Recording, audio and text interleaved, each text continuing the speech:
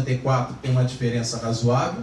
Desses 254, apenas 20 pessoas trabalham na área administrativa, ok? O restante disso, tirando fora 8 coordenadores e mais o diretor, o restante é a área de prestação de serviço, ou seja, nós temos uma equipe dedicada full-time, dedicação total, exclusiva para a área de prestação de serviço. Então, por isso que nós temos essa atuação tão grande na prestação de serviço para o Senai de São Paulo. Bem, essa escola, quando ela foi concebida em cima de um conceito um pouquinho diferente das demais escolas do Senai. Ela foi, inclusive, a parte estrutural dela foi construída com o conceito de núcleos. Então, até hoje, ela trabalha dentro desse conceito. Então, nós temos o núcleo de tecnologia na área de polímeros, o núcleo de tecnologia na área química, um núcleo de tecnologia na área cerâmica, um núcleo de tecnologia mármores e granitos, não é? A parte de rochas, mas o nosso foco em rochas é mármores e granitos. E temos agora, mais recentemente, um núcleo de tecnologia em materiais avançados e nanocompósitos. Ok? Bem, esse núcleo é o que nós vamos visitar daqui a pouco mais. E esse núcleo, ele vai dar para esta unidade um potencial muito grande para atuar na área de materiais, na parte de desenvolvimento e na parte de melhorias de materiais, não só a parte de desenvolvimento. Só que tem um detalhe importante: o nosso negócio não é pesquisa pura, o nosso negócio é pesquisa aplicada. Nosso negócio, quando eu falo Senai, nosso negócio não é concorrer com a academia. A academia é que faz pesquisa pura. O nosso negócio é pesquisa aplicada. Trabalhar com tecnologias dominadas, tecnologias conhecidas, tecnologias de domínio público, que sejam tecnologias de ponta, tecnologias de fronteira, ok? Para aplicar essas tecnologias na solução de produtos, na solução de processos, na melhoria ou no desenvolvimento de novos processos, de novos produtos. Portanto, não faz parte do escopo desse núcleo desenvolver novos materiais. Isso não faz parte do nosso foco. O nosso foco é pegar materiais existentes, mudar os parâmetros, as propriedades desses materiais e, com essa mudança desses parâmetros, dessas propriedades, aplicar esses materiais em novas soluções, em soluções que antes não tinham sido pensadas daquela forma, com aquela tecnologia, mudando determinados parâmetros de determinados materiais, principalmente em função de nanoincorporação de partículas de metal, por exemplo, em materiais poliméricos ou em materiais, por exemplo, no próprio vidro. Não é? Tem algumas coisas muito interessantes hoje aí que a gente está descobrindo com a indústria do vidro, apesar de ser uma indústria que sofreu muito nos últimos anos, está começando a se levantar, está começando a investir e ela depende muito de tecnologia. Então nós estamos trabalhando já com o sindicato e com a associação da indústria do vidro, assim como estamos fazendo um trabalho idêntico com o sindicato e a associação das indústrias de tintas, não é? Com que objetivo? Justamente com o objetivo de criarmos novos cursos, novas qualificações, novos aperfeiçoamentos, novas especializações e também proporcionar que aqui neste ambiente possam ser desenvolvidas ideias inovadoras, porque se a gente for tentar tirar uma empresa de uma situação de crise como está atualmente, ou se a gente tentar criar uma nova empresa, não adianta. A inovação é o caminho. A tecnologia aplicada para a inovação é que é o caminho. Só que o que acontece? O custo para isso é muito elevado.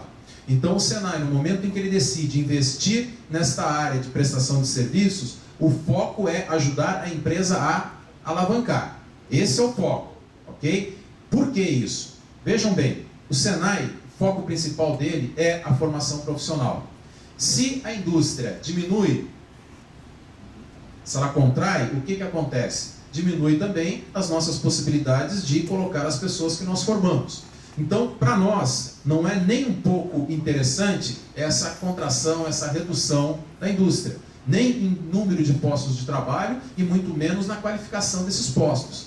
Agora, o Senai, no Brasil, é a única rede que consegue, pelo tamanho que é, atender no Brasil inteiro, num formato de rede, proporcionar aos empresários, às indústrias, não é? Que essas tecnologias todas cheguem de maneira rápida para as empresas e com um detalhe. Quando a gente investe em tecnologia, o negócio da empresa é produzir e vender. E ter as ideias para transformar em produtos ou em processos. Ok? Só que hoje a tecnologia ela avança de tal forma que se você investir, comprar equipamentos para fazer o seu desenvolvimento, ninguém assegura a você que esse mesmo equipamento vai ser útil num próximo desenvolvimento que você queira fazer. E de repente pode ser que aquele equipamento não tenha mais aquela tecnologia necessária. Isso é comum acontecer hoje. Então, no mundo inteiro, nos países de primeira linha, de primeiro mundo, o que acontece? Existem os institutos de pesquisa, certo? Que fazem a ligação entre a academia e a indústria. Para que as tecnologias já dominadas, desenvolvidas pela academia, né, pelas universidades, esse meio de campo seja feito por institutos que levem isso de maneira rápida para a indústria, que tenham a infraestrutura necessária, os equipamentos, os laboratórios, as oficinas, que tenham também os expertises, não é? Para que possam fazer isso de maneira rápida, sem grandes investimentos pela indústria, e que a indústria cuide do foco principal dela, que é o que ela sabe fazer, é produzir e vender e gerar negócios, gerar novos empregos, novos negócios. Esse é o foco principal. Então hoje existem indústrias que decidiram somente desenvolver tecnologia, existem indústrias que decidiram somente utilizar as tecnologias desenvolvidas por outros. A Philips é uma empresa, por exemplo, que hoje o grande negócio da Philips não é mais vender produtos com a marca Philips. Hoje o grande negócio da Philips, né, que dá o lucro para os seus acionistas, é vender tecnologia. Então hoje a Philips é parceira da Sony, é parceira da Yamaha, é parceira de uma série de empresas na área do entretenimento, certo? Aonde o negócio dela é desenvolver a tecnologia e ser parceiro dessas empresas. A GE é uma empresa que há muitos anos todo o lucro da GE é em função de desenvolvimento de tecnologia, não é tanto em produtos. Eles mantêm, assim como a Philips, produtos no mercado para manter a marca. Mas existem outras empresas que, na verdade, são aqueles que produzem tudo isso que a tecnologia proporciona. E o foco deles é transformar isso em negócios, em oportunidades de negócio. Por que isso? Porque investir num local com engenharia, com equipamento, da forma como a tecnologia evolui, você tem que manter esse pessoal sempre capacitado, sempre de acordo com o que está acontecendo em termos de tecnologia, e manter o seu parque de equipamentos também preparado para isso. Cá entre nós, os senhores aqui, né, sabem muito bem disso, que botar dinheiro nisso e deixar parado nisso é um problema muito grande. Alguns anos atrás se investia nisso e durante muitos anos se conseguia utilizar aqueles equipamentos. Nós temos equipamentos aqui na unidade, que chegaram agora recentemente, que faz, em termos de ensaios, em 20 minutos, o que antes nós precisávamos de 4 horas para fazer. Só que isso são alguns milhões um equipamento desse. Então um equipamento desse só se paga se ele é utilizado diariamente. Aqui na unidade, por exemplo, ele é utilizado manhã, tarde e noite. Só não é utilizado ainda aos domingos, porque sábados e feriados trabalha esse equipamento num laboratório prestando serviço para uma quantidade muito grande de empresas. Aí o equipamento se paga, porque está sendo dividido entre a utilização de diversos. Agora, se você adquirir esse equipamento para fazer o seu desenvolvimento, fica complicado. Aonde o Senai foi buscar esse modelo? O Senai foi buscar esse modelo em locais como, por exemplo, na Alemanha, onde tem o Instituto Fraunhofer, que é o instituto que foi contratado pelo Departamento Nacional do Senai para assessorar neste projeto que eu vou mostrar para vocês aí, que é a rede de Institutos Senai de Inovação, ao qual nós começamos a fazer parte desde janeiro desse ano. Depois eu vou mostrar melhor aí o mapa dessa rede. Então, isso que eu estou falando é para vocês entenderem por que o Senai, que é uma instituição voltada, seu foco principal, capacitação de pessoas, por que ela está investindo nisso? Ela está investindo nisso porque dessa forma as empresas evoluem tecnologicamente, continuam competitivas e vão daí buscar profissionais para ela se manter competitiva no seu foco principal, que é a produção. E aí é que o Senai entra com o seu foco principal, que é formar pessoas para essa área de produção, né?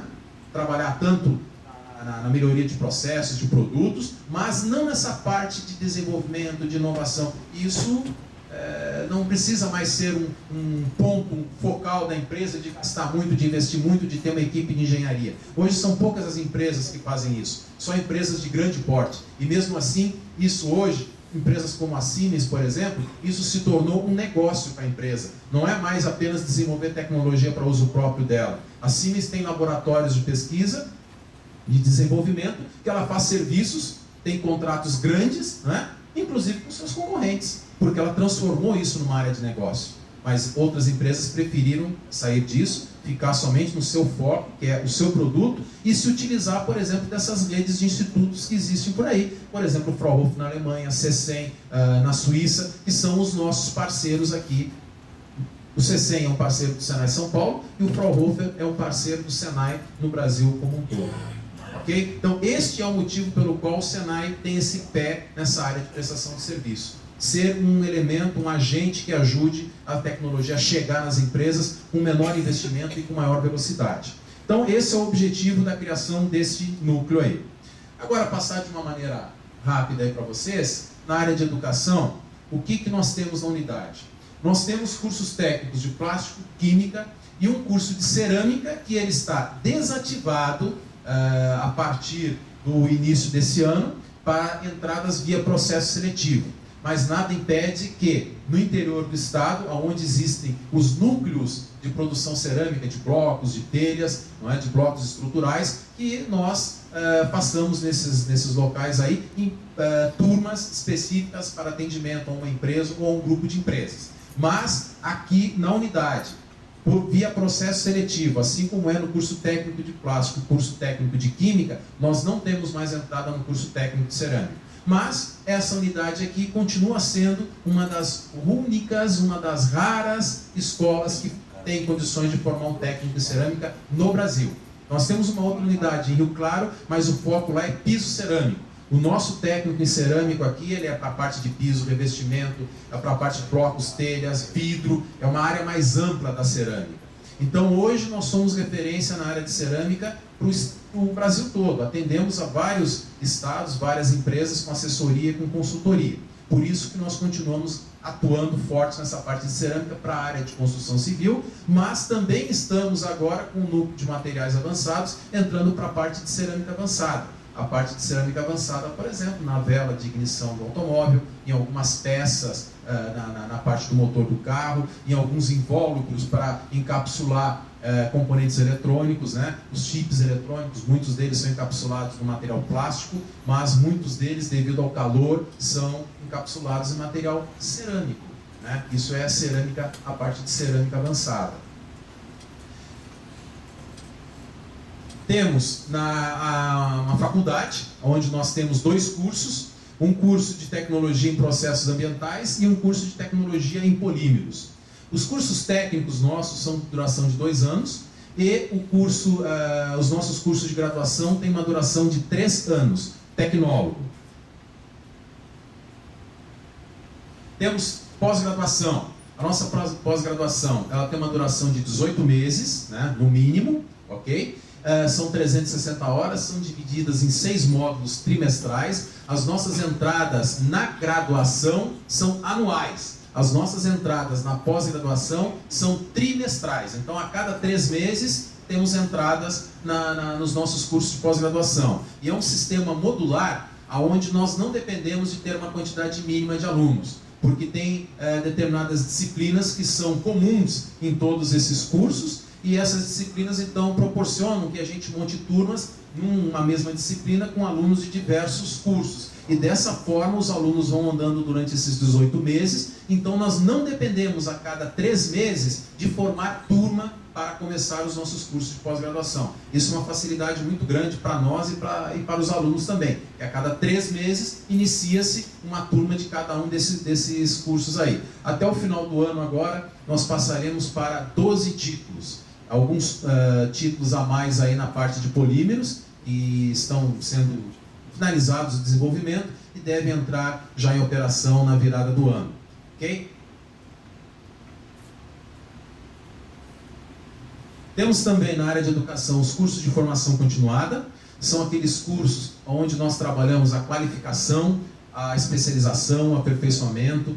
Aí a formação continuada ela pode ser um curso que dê continuidade na formação de um profissional, como também, se nós lermos por completo a formação inicial e continuada, pode ser também a oportunidade, né, nessa grade de cursos que existe em cada uma das nossas escolas, uma oportunidade para uma pessoa desenvolver, não é, uma nova formação, para que ele possa sair da formação atual que ele tem e de repente na cidade lá onde ele mora era um conglomerado de indústrias num determinado segmento. Isso mudou com o passar do tempo e começou a ficar difícil empregar todo esse pessoal e que trabalhava nesse segmento aí. De repente ele diz, poxa, eu vou mudar de segmento.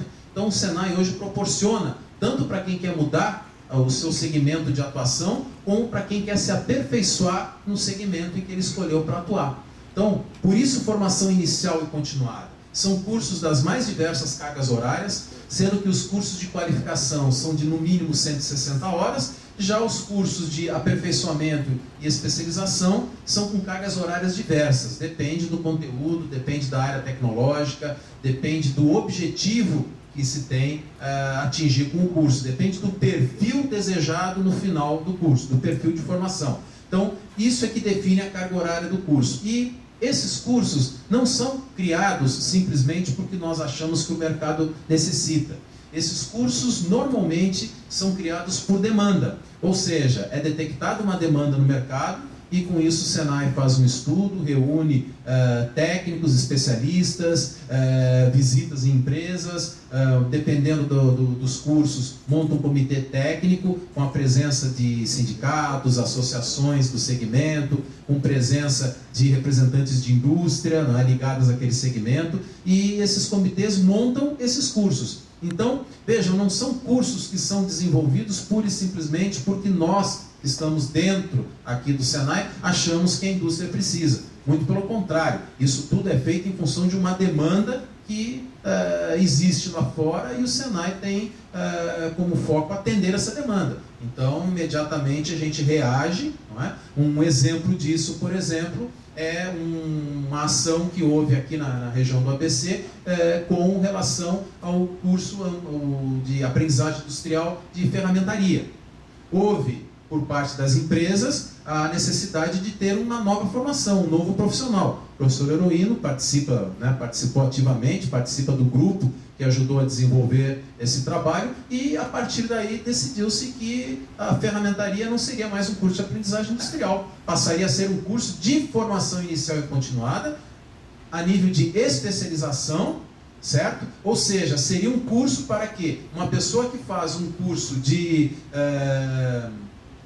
mecânico de usinagem, um curso de aprendizagem industrial de mecânico de usinagem, ele possa, após 2 anos de curso, fazer uma especialização. E essa especialização vem a ser uma ferramentaria totalmente diferente do que era antes. Então, passa a ter um ferramenteiro, ok? Após 3 anos, 2 anos do curso de aprendizagem industrial de mecânico de usinagem, mais um de especialização como ferramenteiro, mas passa a ter um profissional com 3 anos de formação, uma formação muito mais profunda, muito mais completa do que era o curso de aprendizagem anterior. Então, essa situação toda foi trazida ao Senai, né, por parte dos empresários, e participou nessa discussão toda, inclusive até a própria academia participou também nisso. A faculdade Mauá, né, a Mauá, ela teve uma participação ativa nesse processo junto com o Senai. O Senai reagiu e fez a mudança que tinha que fazer para isso aí. Provavelmente a Mauá também deve ter feito as mudanças dela, lá na sua engenharia mecânica, tudo mais.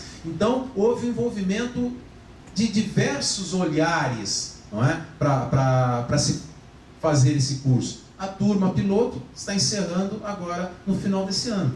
Essa turma piloto, ela tem um acompanhamento durante todo o seu desenvolvimento. No ano que vem, já vai ser liberado para todas as demais unidades do Senai. Ao mesmo tempo, no interior do estado, também está acontecendo a mesma coisa na turma piloto, só que para ferramenteiro, na parte de corte, dobra e repuxo. E aqui, na parte de ferramentaria, voltado para a área de moldes, para injeção, para sopro.